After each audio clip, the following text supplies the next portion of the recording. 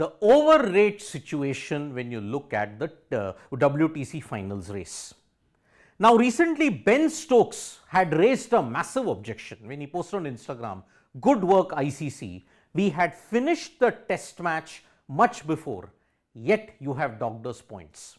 For England, this was a rather odd situation because they were docked the most points when the rain impacted them in the Old Trafford test match. 10 points they were docked. Australia were docked 9. The match didn't finish, yet they were docked points. Now, after England and New Zealand were docked points, many people started saying that there is a bias because why wasn't India versus Australia, where the over rates seemed to be much slower, took a lot of time? Because in any of the days when you look at it, they did not finish their overs in the slotted period of time. 4:30 p.m. IST it was, but they didn't finish it on any of the days. Yet India and Australia were not fined. England, New Zealand were fined. Why is that?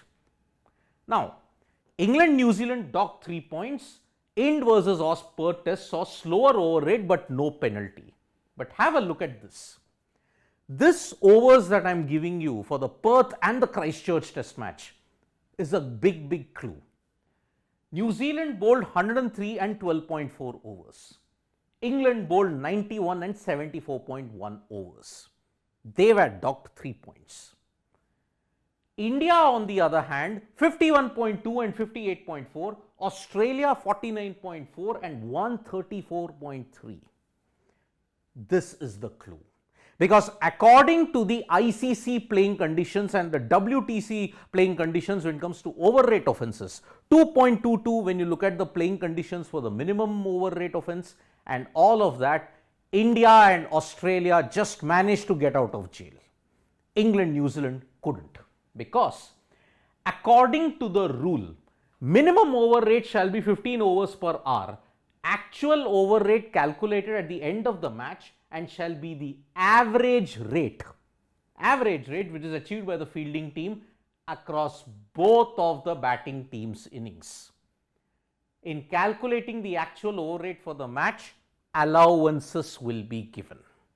Now that is the way we are looking at how the over rate is calculated according to rule 12.9 in the playing conditions. It goes on to state what are the allowances.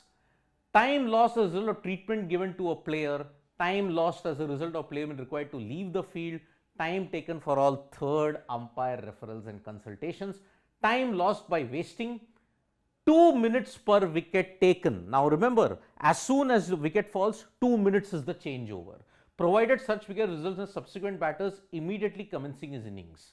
For the avoidance of any doubt, no time allowance will be given. 4 minutes per drinks break. Now after all of this allowances, you are still docked points for a slow over rate. There is a bigger issue. What is that catch? The catch is 80 overs. England and New Zealand forgot that particular rule because according to the ICC WTC playing conditions, if the fielding team bowls out the batting team in 80 overs or less in any particular innings and the minimum over rate requirement for that innings has not been exceeded, taking into account all the time allowances, no account shall be taken of the actual over rate in that innings when calculating the actual. You saw this?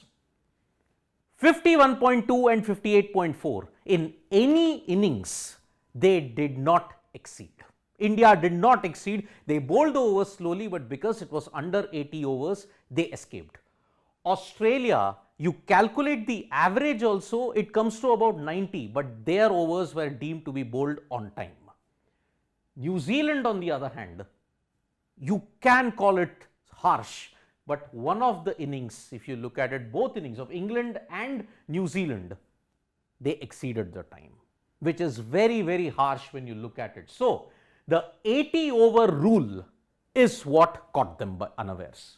And over rate penalties, if you look at it, for each penalty over, there will be 2 WTC competition points deducted from the team's total points.